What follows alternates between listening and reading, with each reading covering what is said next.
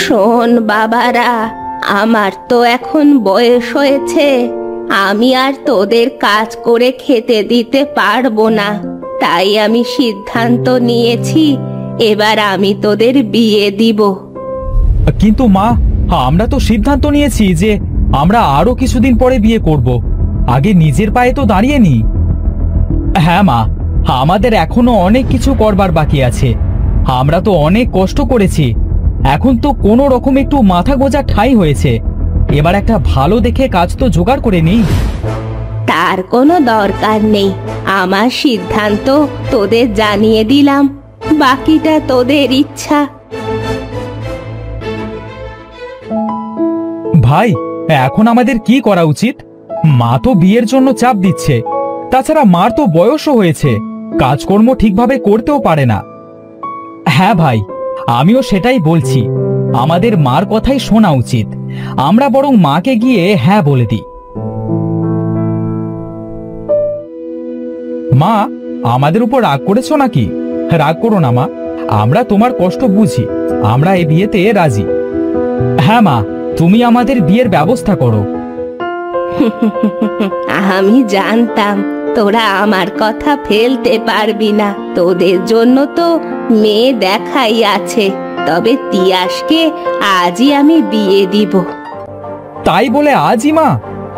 হ্যাঁ বাবা, তোর রেজা কাকার মেয়ে গৌরীর সাথে তোর বিয়ে হবে।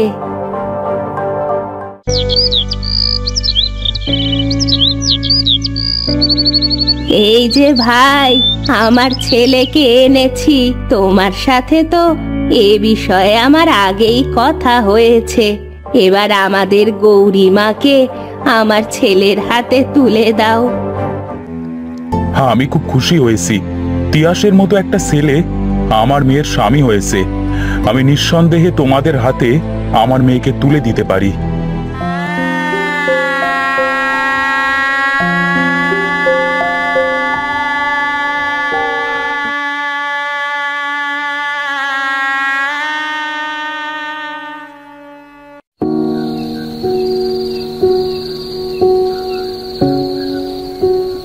মা গৌরী, এদিকে আয় মা, তোর নাকে এই নাক ফুলটা পরিয়ে দি। এটা আমাদের বংশের নাক ফুল। বংশে যেই বিয়ে করুক না কেন, তাকেই এই নাক ফুলটা দেয়া হয়। তুমি নিজের হাতে আমাকে পরিয়ে দাও মা।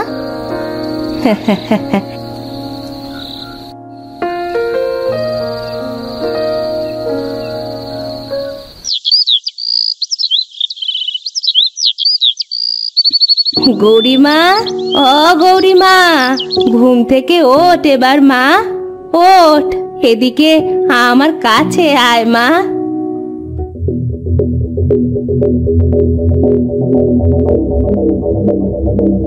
কি হলো মা, আমার দিকে তুমি এইভাবে তাকিয়ে আছো কেন? তোর এ অবস্থা কি করে হলো রে? তোর চেহারা এমন অদ্ভুত খারাপ হলো কি করে? কি বলছো মা তুমি? আমার চেহারা কেন খারাপ হবে? তুমি চোখে কি দেখছো? মা, এটা কে? একে তো দেখলেই ভয় লাগছে। আমাদের বাড়িতে কি করছে? বাবা, এই যে আমাদের গৌরী, এর চেহারা এমন অদ্ভুত ভয়ঙ্কর হলো কিভাবে? মা, এবার আমি মানুষের সামনে যাব কিভাবে? আমি যে কারো সামনে যেতে পারবো না মা। আমার এমন চেহারা কিভাবে হলো? বাবা তিয়াস, তুই চিন্তা করিস না, গৌরীকে নিয়ে ঘরে যা। তবে কি সেই লোকের অভিশাপটা আমার ওপরে লেগে গেল নাকি? আমার তিয়াসকেও বিয়ে দিয়ে দেখতে হবে এটা কিসের জন্য এমন হলো। কি হয়েছে মা? কি ভাবছো এভাবে একা একা দাঁড়িয়ে? কিছু না, তোর কথাই ভাবছিলাম। তিয়াসকে তো বিয়ে দিলাম, এবার আমি আজই ভাবছি তোকেও বিয়ে দিব। মা, আমার কথা আর কিছুদিন পরে না হয় ভাবো।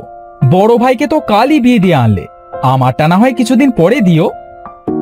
আমি তোর বিয়ে আজই দিব করিম ভাইয়ের মেয়ে কেয়ার সাথে। মেয়েটা খুব ভালো, তোর সাথে ওকে খুব মানাবে। আচ্ছা মা, তুমি যেটা ভালো বোঝো সেটাই করো, এতে আমার কোনো আপত্তি নেই। চল আমার সাথে করিমদের বাড়ি চল।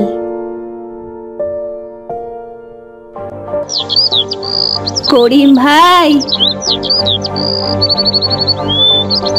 তোমার সাথে তো আমার আগেই এ বিষয়ে কথা হয়েছে। আমি কেয়ামাকে আমার বাড়ির বউ বানাতে চাই। এতে আমার কোনো আপত্তি নেই। আমার মেয়ে তোমার বাড়ির বউ হবে, এটা তো অনেক ভাগ্যের ব্যাপার। আমি আজই কেয়াকে কিয়াসের সাথে বিয়ে দিতে চাই।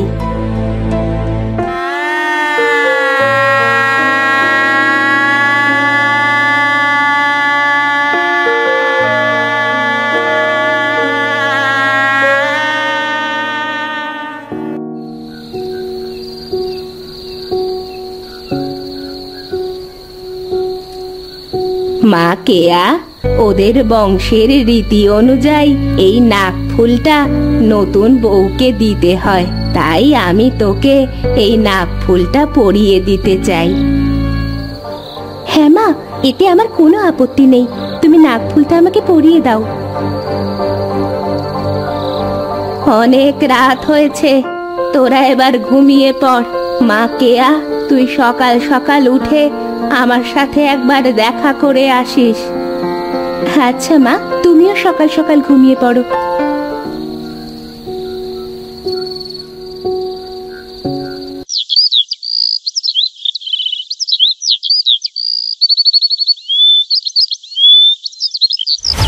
অনেক বেলা হয়ে গেল, মা বলেছিল সকাল সকাল মায়ের সাথে দেখা করতে।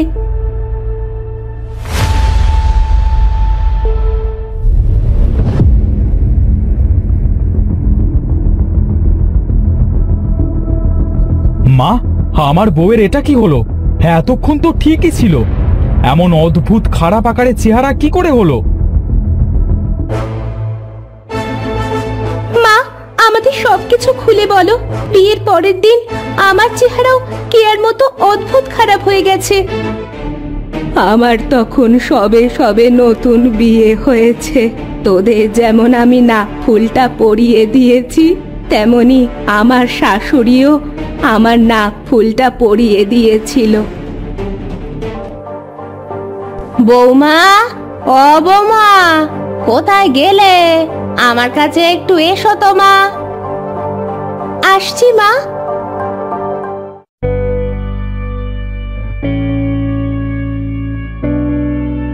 এখানে বসো মা। এই নাক ফুলটা আমাদের বংশের নাক ফুল।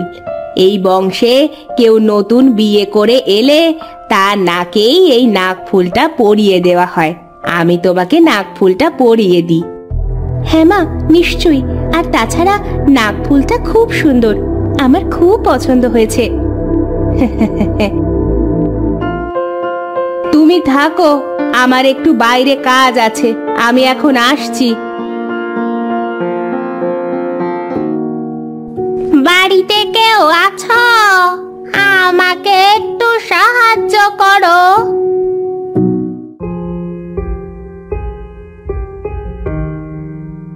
এই নাও, এই চালগুলো নিয়ে বিদেয় হও।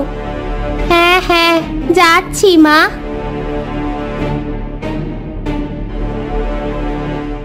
বেশ সুন্দর নাক ফুল তো, তোমার নাকে খুব মানিয়েছে মা। তোর এত বড় সাহস, ওই ময়লা হাতে আমার নাকে হাত দিয়েছিস? যা, বেরিয়ে যা, যা আমার বাড়ি থেকে, এক্ষুনি বেরিয়ে যা। তুই আমাকে মারলি, আমি তোকে অভিশাপ দিলাম।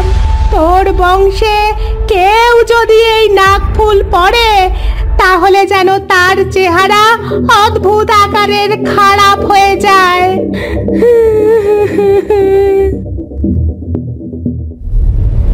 এবার তোরাই বল বাবারা, আমি খুব খারাপ ছিলাম, আমার জন্যই তোদের বউদের এই অবস্থা হয়েছে। আমি তো সেই বুড়ির কথা ভুলেই গিয়েছিলাম, কিন্তু বড় বৌমার নাক ফুল পরার পরে চেহারাটা যখন এমন অদ্ভুত খারাপ হয়ে গেল, তখনই আমার মনে পড়েছিল। এখন বলো, এদের আমরা কিভাবে ঠিক করব?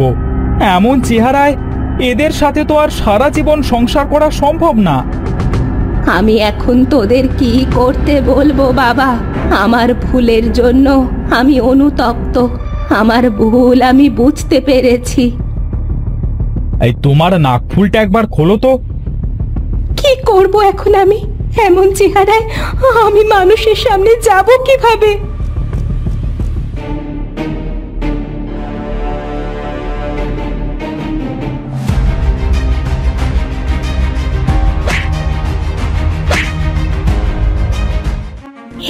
এটা তুই কি করলি বাবা? আমাদের বংশের রেওয়াজটা তুই ভেঙে ফেললি। বংশের রেওয়াজ দিয়ে কি করবে মা? যে নাক ফুলটা অভিশপ্ত, মানুষের চেহারা অদ্ভুত আকারের খারাপ হয়ে যাচ্ছে। আমি চাই না আমার বউয়ের মতো আর কারোর চেহারা এমন খারাপ হোক। আরে, আমার বৌমাদের চেহারা যে আবার ঠিক হয়ে গেছে। হ্যাঁ, আমরা তো ঠিক হয়ে গেছি। এই নাক ফুলটা ভাঙার কারণে আমরা অভিশাপ মুক্ত হয়েছি। বাবা, তুই এই নাক ফুলটা ভেঙে তো খুব ভালো কাজ করলি রে। আজ আমি খুব খুশি।